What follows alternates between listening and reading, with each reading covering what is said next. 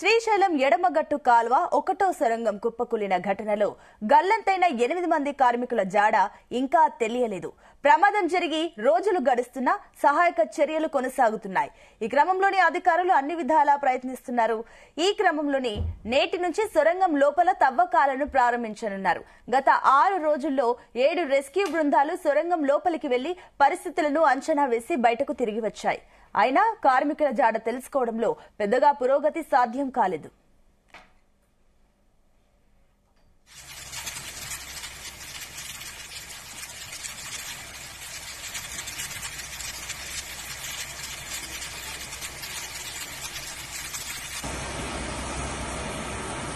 Till here you can see the water is going down.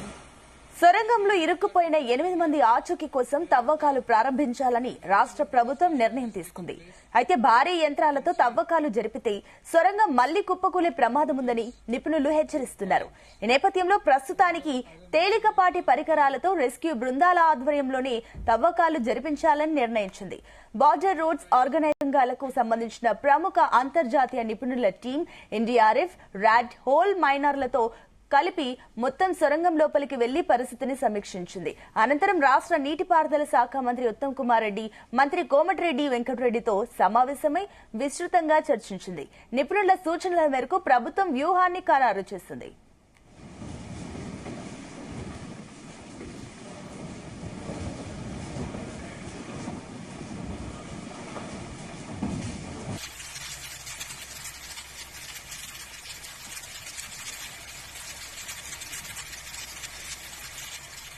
గల్లంతైన కార్మికుల ఆచూకీ తెలుసుకోవడంలో భాగంగా సొరంగం కూలిన ప్రదేశంలో పేరుకుపోయిన మట్టి, రాళ్లు, శిథిలాలు, తుక్కును తేలికపాటి పరికరాలతో తవ్వకాలు జరిపి తొలగించవచ్చని నిపుణుల బృందం సూచించింది.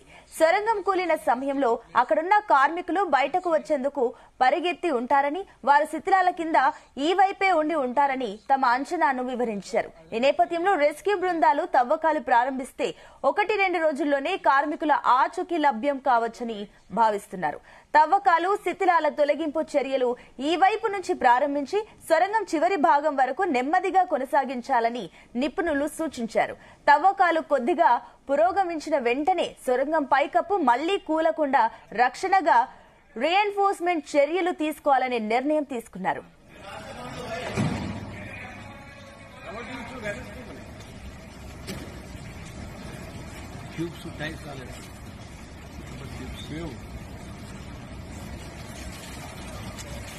ट्यूब देखना इधर ही रखा है, यहीं रखा है सामने। ये फिरोज हम पहुंच चुके हैं मशीन के पास बिल्कुल। ये देविंदर, ये मुन्ना कुरैशी, ये है मशीन। और बाकी का हिस्सा जो इधर खड़ा है, तो जहाँ पे आप एक लाइट देख रहे हो, यहाँ से 150-200 मीटर के करीब वो दूरी है जहाँ लाइट देख रहे हो, वो दूरी से, और ये जो दूरी है वो 200-250 मीटर की दूरी है। అయితే సొరంగం లోపల తవ్వకాలు, శిథిలాల తొలగింపు పనులకు కార్మికులు ముందుకు రావడం లేదు. సొరంగం మళ్లీ కూలుతుందేమోనని భయపడుతున్నారు. దీంతో సింగరేణి రెస్క్యూ బృందాలను అత్యవసరంగా రప్పిస్తున్నారు. ఇవాళ వారు ప్రమాద స్థలానికి చేరుకోనున్నారు. ఇక సొరంగంలోని మట్టి, శిథిలాల్లో కూరుకుపోయిన టన్నుల కొద్దీ బరువున్న తుక్కును కట్ చేసి రైల్వే శాఖ నుంచి యుద్ధ ప్రాతిపాదికన హెవీ స్టీల్ గ్యాస్ కట్టర్లను రప్పిస్తున్నారు. బుధవారం రాత్రికే ఈ పరికరాలన్నీ సొరంగం లోపలికి వెళ్లేలా ఏర్పాట్లు చేశారు. సొరంగం కూలడంతో శిథిలాల కింద కూరుకుపోయిన టన్నెల్ బోరింగ్ మిషన్ ను హెవీ స్టీల్ గ్యాస్ కట్టర్ సహాయంతో ముక్కలు ముక్కలుగా కట్ చేసి సొరంగం నుంచి తొలగించాలని నిర్ణయించారు. దీనిని తొలగిస్తేనే గల్లంతైన కార్మికుల ఆచూకీని కనుక్కోవడానికి వీలుండడంతో ఈ నిర్ణయం తీసుకున్నారు.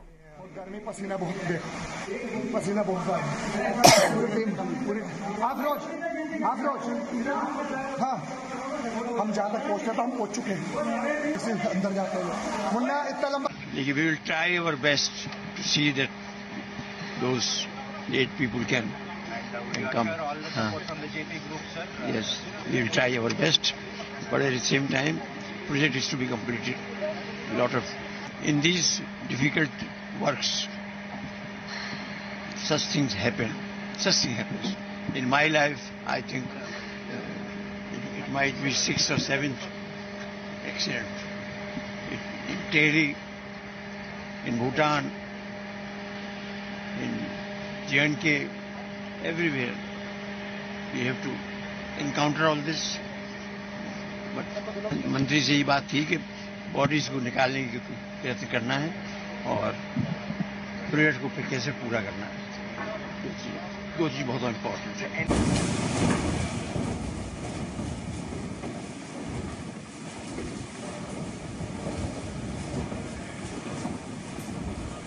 రైట్, ఇదే అంశానికి సంబంధించి మరిన్ని డీటెయిల్స్ మా కరెస్పాండెంట్ జానయ్య అందిస్తారు. జానయ్య, దాదాపుగా 6 రోజుల నుంచి కూడా ఎస్ఎల్డీసీ సహాయక చర్యలు కొనసాగుతూనే ఉన్నాయి. అయినప్పటికీ ఇంకా చాలా మంది కార్మికులు కూడా లోపలికి వెళ్లాలంటే కూడా రెస్క్యూ ఆపరేషన్స్ కూడా భయపడుతున్న పరిస్థితి ఉందంటూ కూడా తెలుస్తుంది. ఏంటి దీనికి సంబంధించిన డీటెయిల్స్? ఇప్పుడు రాష్ట్ర ప్రభుత్వం ఆ దిశగా కొత్త చర్యలు ఏమైనా ప్రారంభించిందా? కొత్త వ్యూహాన్ని ఏమైనా రచిస్తుందా సహాయ చర్యల్లో?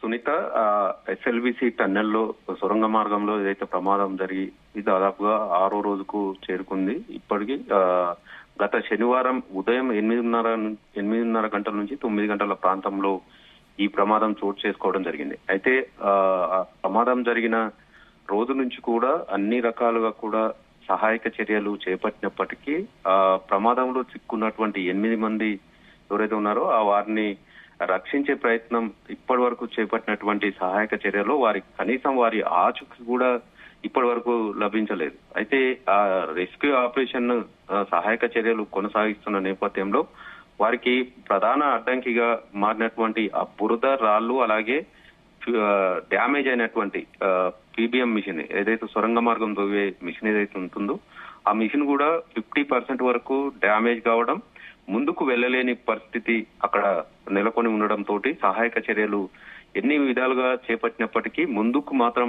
అడుగు వేయలేని సిచ్యువేషన్ అయితే నెలకొందని చెప్పవచ్చు. అయితే ఇప్పటి వరకు కూడా ఎన్డీఆర్ఎఫ్, ఎస్డీఆర్ఎఫ్, అలాగే ఆర్మీ, నేవీ, ఇటు హైడ్రా, అలాగే ర్యాట్ హోల్ మ్యాన్ వీళ్ళు కూడా కీలకంగా వ్యవహరిస్తారు. ఇట్లాంటి సొరంగ మార్గాల్లో జరిగినటువంటి ప్రమాదాల్లో వీళ్ళంతా కూడా ఏదైతే ర్యాట్ మ్యాన్ హోల్స్ అనేది ర్యాట్ హోల్ మ్యాన్స్ టీమ్స్ అనేది వీళ్ళు ముందుకు వెళ్లేందుకు కూడా వారి ఒక వ్యూహంతో రంధ్రాలు చేసుకుంటూ ముందుకు వెళ్లి ఆ ముందు భాగంలో ఎక్కడ ప్రమాదం జరిగిందో అక్కడ సిచ్యువేషన్ అంతా కూడా చెప్పే పరిస్థితి ఉంటుంది. కానీ ఈ సొరంగ మార్గంలో జరిగినటువంటి ప్రమాదానికి సంబంధించి ఈ ర్యాట్ హోల్ మ్యాన్స్ కూడా చేతులు ఎత్తేయడం జరిగింది. అక్కడికి వెళ్లాలంటే ముందుకు వెళ్లేందుకు ఏదైతే బురద ఆటంకిగా మారింది, వీరు ఆ ఏదైతే ఆ బురదను కదిలిచ్చినా గానీ ముందుకు వెళ్లేందుకు వీలు లేకుండా ఉంది.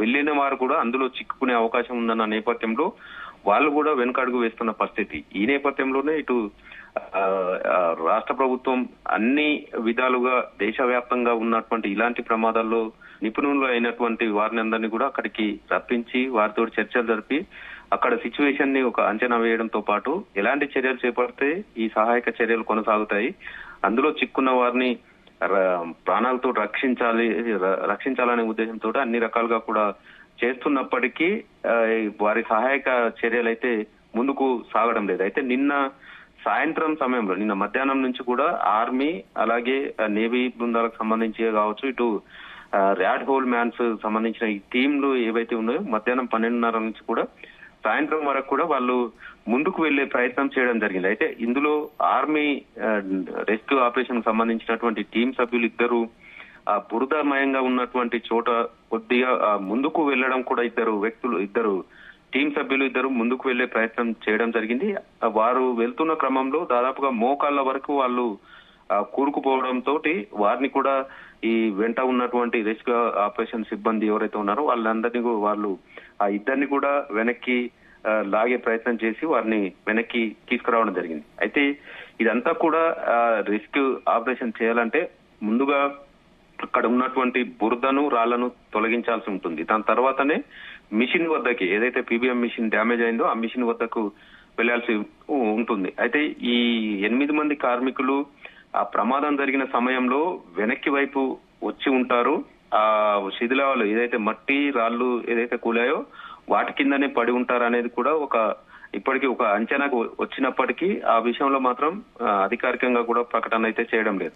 ఎందుకంటే జానయ్య మరోపక్క చూస్తే కూడా చాలా పెద్ద పెద్ద సవాళ్లను కూడా ఈ ర్యాట్ హోల్ మైనర్స్ ఛేదించిన సందర్భాలున్నాయి. వాళ్ళు ఆ రెస్క్యూ చేసిన సందర్భాలు ఎన్నో ఉన్నాయి. సో ఎగ్జాంపుల్ గా తీసుకుంటే కూడా ఇప్పుడు ఎస్ఎల్బీసీకి సంబంధించి కూడా ర్యాట్ హోల్ మైనర్స్ ని తీసుకొచ్చినా కూడా వాళ్ళు ఇప్పుడు చేతులెత్తేశారంటే పరిస్థితికి సంబంధించి వారు అక్కడ మీరు అన్నట్లుగా బురద కానివ్వండి, ఎక్కువ మొత్తంలో నీరు కానివ్వండి, ఊట ఇవన్నీ ఉండడం వల్ల కూడా వారు లోపలికి వెళ్లలేని పరిస్థితి, అందుకే మేము ఇదంతా చేయలేని పరిస్థితి ఉంది అంటూ కూడా వాళ్ళ నుంచి ఒక రకంగా వాదన వినిపిస్తుంది. సో ఎందుకు ప్రభుత్వం ఆ దిశగా ఆలోచించలేకపోయింది? ముందుగా ర్యాట్ హోల్ మైనర్స్ ని పంపించకంటే ముందు కూడా అక్కడున్న బురదని నీటిని తొలగించడానికి ఎందుకు ట్రై చేయలేదు?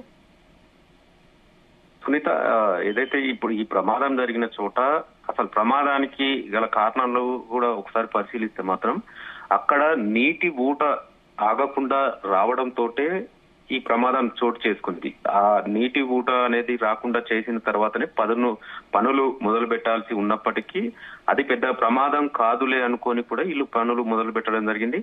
ఆ నీటి ఊట ఎక్కువ కావడం, పైది అంతా కూడా కుంగి మట్టి దిబ్బలతోటి కూలిపోవడంతో ఇటు మిషన్ కూడా డ్యామేజ్ అయిన పరిస్థితి. అయితే ఆ ప్రమాద సమయంలో దాదాపు 50 మంది అక్కడ ఉన్నారు. మొత్తం 8 మంది ఏమో అందులో లోపల చిక్కుకోవడం జరిగింది. మిగతా 42 మంది బయటికి రావడం జరిగింది. ఆ ప్రమాదాన్ని వాళ్ళు కళ్ళతో చూసిన తర్వాత ఆ రెస్క్యూ ఆపరేషన్ కు సంబంధించి అక్కడ వాటిని తొలగించాలంటే కార్మికులను లోపలికి తీసుకుపోవాల్సి ఉంటుంది.